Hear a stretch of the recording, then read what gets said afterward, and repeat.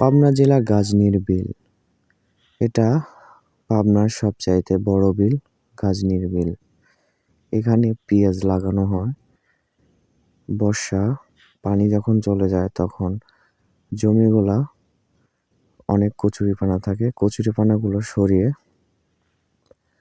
চাষ করা হয়। এসব জমিতে প্রায় 3 থেকে 4টা, কেউ কেউ 5টা চাষ করে।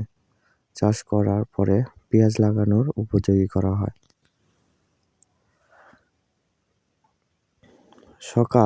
খুব সকালে বাজার থেকে কামলা নিয়ে আসা হয়। দেখুন যাচ্ছে ভোরে ধুধু কুয়াশার মধ্যে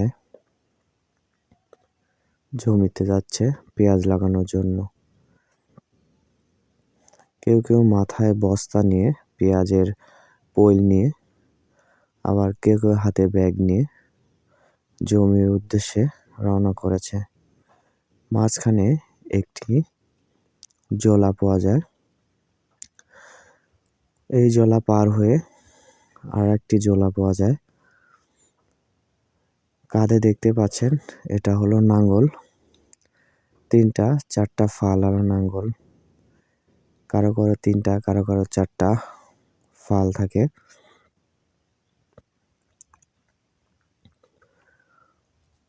জমিতে চলে যাচ্ছে সবাই। এগুলা চাষ করা হয়েছে। জমির মালিক আগেতেই জমিতে গিয়ে পেঁয়াজ লাগানোর উপযোগী করে তোলে। এই যে দেখুন নাঙ্গল টানছে, 4টি মাথাওয়ালা নাঙ্গল। দুপুর হয়ে গেছে। দুপুরে দেখুন পেঁয়াজ লাগানো প্রায় এইদিকে শেষ হয়ে গেছে, আর এইদিকে দুপুরের খাবার দাবার চলছে।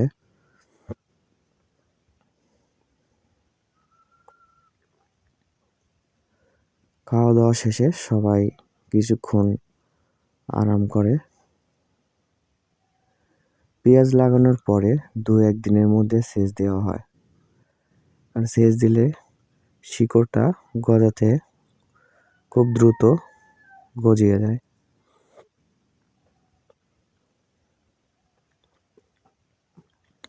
কিছু কিছু জমির মাটি খুবই উর্বর হয়, আবার কিছু কিছু মাটি ঢেলঢেলি থাকে। যেগুলা পাউডার সিস্টেমে হয়ে যায়, সেগুলোতে পেঁয়াজ লাগিয়ে অনেক আরাম। এগুলো দেখছেন, এগুলা মিডিয়াম কোয়ালিটির ঢেল হয়েছে। তবে সব জমিতে পাউডার মাটি করা হয়। আবার কিছু কিছু জমিতে, যেগুলা নিচু জমি, মাটি খারাপ হয়।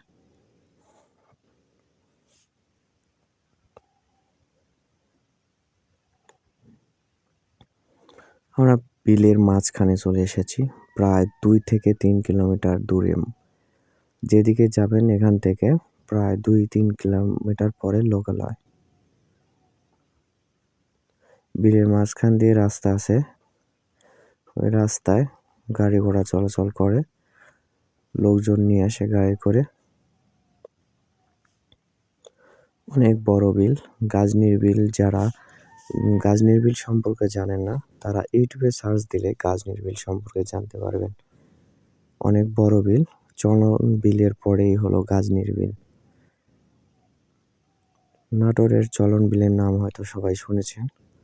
সেই বিলের পরেই পাবনা গাজনির বিল। পাবনা গাজনির বিল পেঁয়াজ লাগানোর জন্য বিখ্যাত, পেঁয়াজের জন্য। আর চলন বিল রসুনের জন্য বিখ্যাত।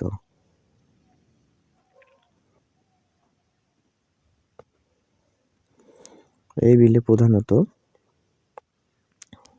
2 থেকে 3টি ফসল হয়ে থাকে।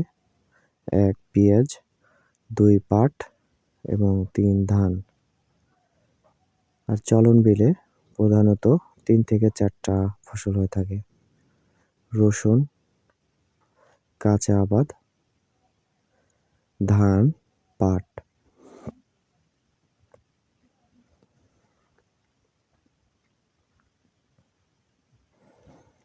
বন্ধুরা, ভিডিওটি ভালো লাগলে অবশ্যই সাবস্ক্রাইব করবেন।